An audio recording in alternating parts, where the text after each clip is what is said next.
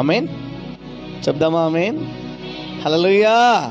మరి మీరు అంటారు ఆయన సంపూర్ణ దైవత్వం గలవాడైతే నన్ను చూసిన వాడు తండ్రిని చూస్తాడు అంటున్నాడు కదా.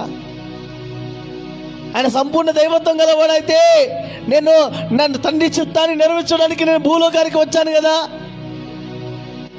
సంపూర్ణంగా మానవుడిగా ఉన్నాడు కాబట్టి మానవునిగా తను ప్రవర్తిస్తున్నాడు. సంపూర్ణమైన మానవుడు, ఆయన సంపూర్ణమైన దేవుడు. ఆమేన్. సంపూర్ణమైన దేవుడు కాబట్టి చచ్చిన వాళ్ళు లేచారు.